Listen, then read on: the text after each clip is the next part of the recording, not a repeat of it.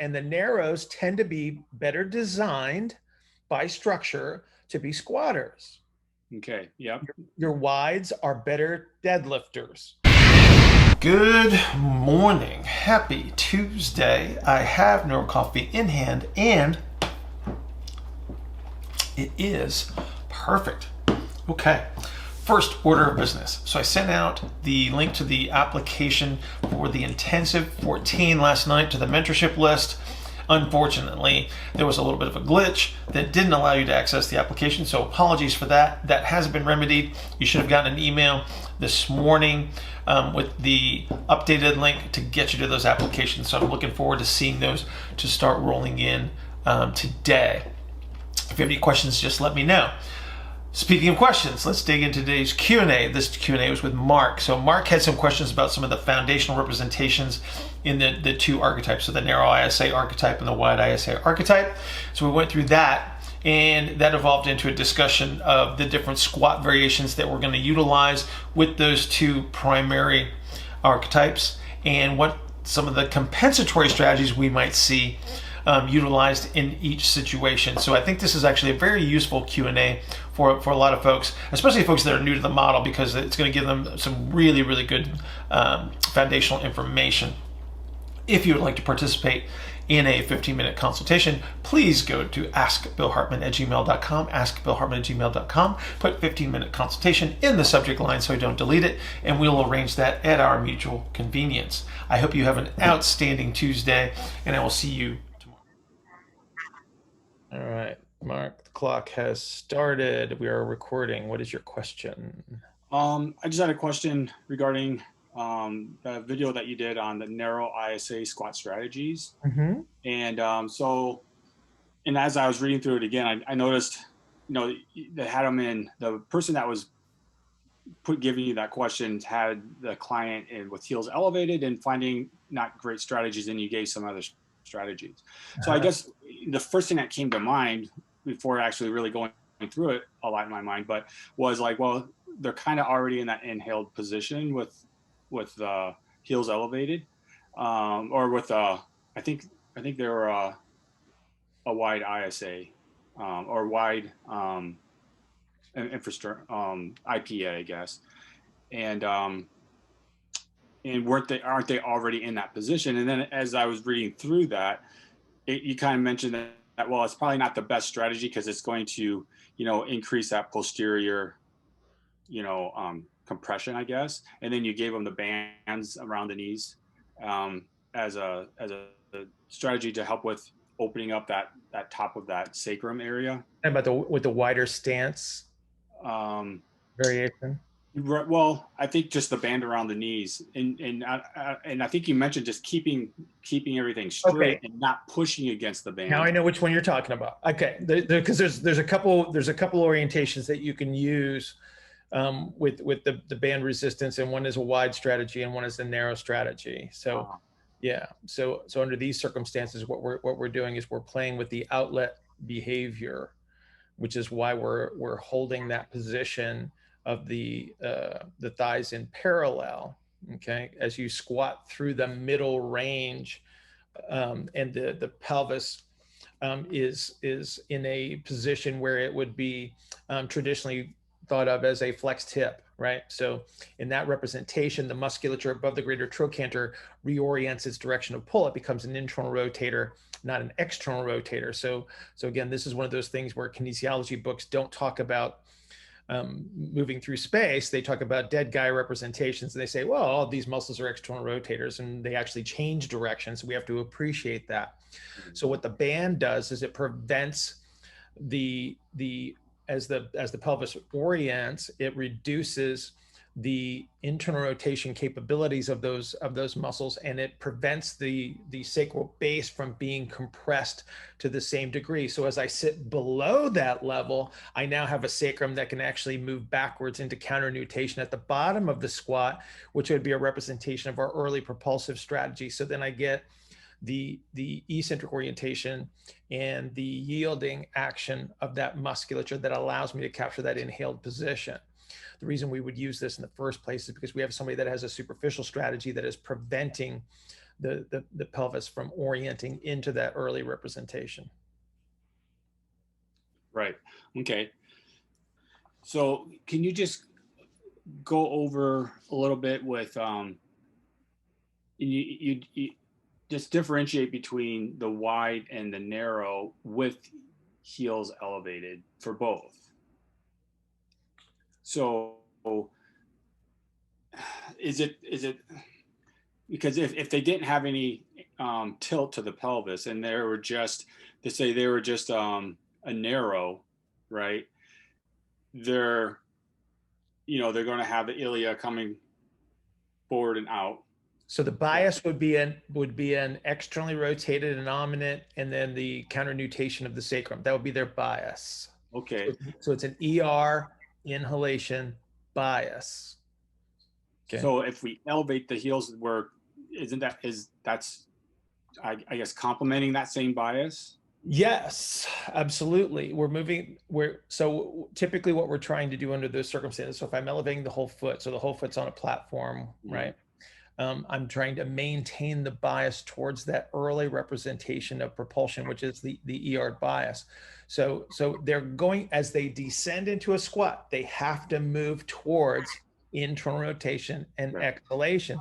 But if I'm trying to maintain the bias, because I'm trying to accomplish something, which would be to capture the early representation, which would have a different muscular orientation and a connective tissue behavior that I have to consider for me to capture certain positions during certain activities. So again, that's why I would use that, because I'm trying to control the way that the movement produces the behavior, right? So I'm trying to hold them in a position. Okay. If I take a wide and I do the same thing, I know they don't have the same potential to achieve that position that, say, a narrow ISA would, but I'm still trying to buy as much room as I can, because if I can give them a bigger space of external rotation to move in, I can capture more internal rotation as they're passing through that middle range of the squat, where they have to go towards an exhalation strategy. They have to move towards a concentric pelvic outlet. They have to move towards internal rotation. And that's for that narrow.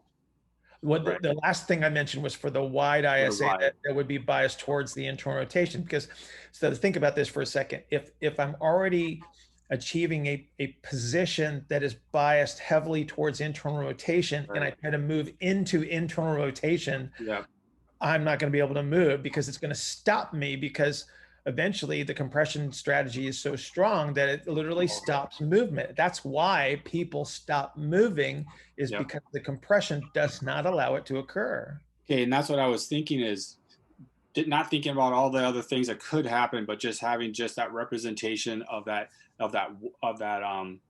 wide. Yeah. They're having a bias towards IR, that the heels elevated makes like great sense to give you that space. Yeah. And then what I was kind of a little confused on, and then knowing that there's circumstances that could happen with layers of compensation, but just looking at the archetype of that narrow, it just like, why would you want to do heels elevated if they're already there? But it may have misunderstood a little bit, but potentially you could do that in order to maintain that position and for the later part of for the squat. Right. So, Mark, in a perfect world, I don't want to have to elevate someone's, in a squat, and the narrows tend to be better designed by structure to be squatters. Okay. Yeah. Your wides are better deadlifters, because of the orientations that are pre-designed by their physical structure.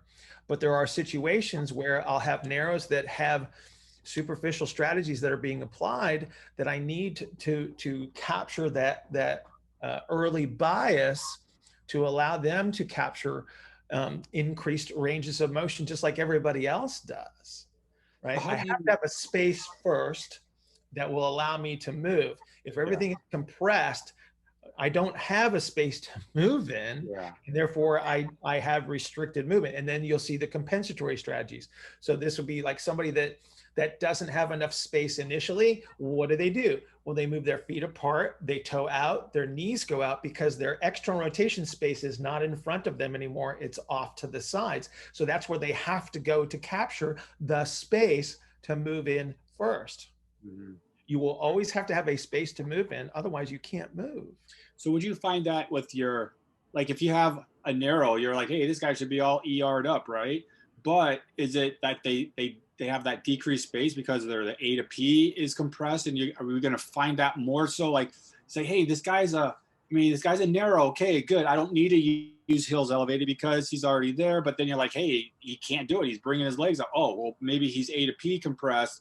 So then that's your strategy for your narrows that are A to P compressed. Absolutely. Otherwise, if they don't have that, just keep them flat if they can do it. Right. You only elevate them if they. Yeah. Why? So elevating someone's heels or putting them up on a platform is a compensatory strategy that I'm intentionally using to achieve an outcome. If I don't need it, don't use it. Yeah. Right? Because I have people that walk in the door that can show me the prettiest front squat from day one. And guess what? I don't have to worry about them. They don't have those issues. But when I have people that do have those issues and we're trying to recapture the relative movement, by all means, we have to come up with a strategy that influences the system to behave a certain way, because that's what they're doing in the first place. All they're doing is behaving based on whatever strategy they need at the time. If I can create an influence that alters that and teaches them an alternative, that's the goal. Yeah. Okay. And then, and that was that Q&A was from like May 11, 2020. So it was pretty recent. And then some of those alternative strategies that you listed there were like prone inversion, child's pose, some of those quadruped type positions that helps for those narrows. Yeah. And I guess those narrows that are A to P compressed, would that be accurate? And so then that makes me think of, okay, so when we have if we have a counter weight, like one that's in front of us as we're doing a squat, it almost seems like as I'm playing around, and kind of using some of these movement strategies and stuff, it almost seems like that kind of creates, because of the adjusting to that counter weight, having the center of gravity forward, kind of creates a lot of the position that you get with like that child's pose, where that's correct. The hips kind of come back, you get the back to go back, and then squat mechanics are like they don't need the knees out. They can bring them, they have that space that you were talking about. Correct. So you're talking about like a plate, what we call a plate squat. Okay. Yeah. So if I'm holding the load straight out in front of me at chest level. Okay. What I'm doing is I'm creating a dorsal rostral compressive strategy. Okay. So that is concentrically oriented on the posterior aspect of the upper thorax, which would promote expansion anteriorly behind the sternum. But I also get posterior expansion below the level of the scapula, which is where I need it to access the early propulsive strategy in the first place that I needed to create space to create the deep squat. So it's just another alternative. Yeah. Right. But a lot of times we have to use these things together to get a big enough response. But if I can get somebody flat-footed in the gym with just a plate squat and achieve the deep squat that I want, absolutely, I'll use that. Absolutely. Yeah. And then as far as like the progression, then we use all these tricks to get space, to get good movement. And then, I've seen those some of those ramps and things like that. As far as, I would think that the idea of like programming is you're like the next time they come in, you're trying to say, hey, can I decrease that ramp? Absolutely. As you're doing that. Sure. And so basically by moving down the ramp, you're decreasing the angle. And then is that, as far as a way of charting your progress and all that, as far as like, hey, I dropped so far or whatever, dropping those heels. And eventually you're getting to where they're flat with the weight, and then they're basically bringing that, and they're not needing it. And so you're making change, and to keep that change lasting, I mean, we got to keep tuning up the system. I mean, it's just not like, hey, I got that space now. Because of these archetypes, you're still going to have this bias to like revert back to those. Well, they have to behave based on their structure. There's no other choices. You don't get to change that. No. Right? Your mom and dad kind of decided whether you were going to be a good squatter or not from the get-go, right? So we can't change that. And then the thing that we have to do is, as coaches, is we have to decide, okay, how much of this do I need to utilize on a regular basis to assure that I'm maintaining the qualities that I want, right? Or do I need to change the influence to accomplish a different goal? So, if I'm trying to recapture relative motion, or am I trying to produce force, I'm going to have different strategies that I have to put together. And so in some cases, I'm working to maintain something while I'm gaining something else. And so that's how we decide. It's like, well, how much volume am I going to put towards this part of the program? How much volume am I going to put towards the other part of the program? And so it's always a little bit of a juggling act, but that's why you follow your key performance indicators. It's like at some point in time, you decide, you say, I'm working on this as the priority. I'm going to maintain the rest of this. And then you observe and you measure and then you adjust. And we are in a constant state of doing that. Mm-hmm. Like there's no absolute way that you can't predetermine this thing, because the system's going to respond the way the system responds.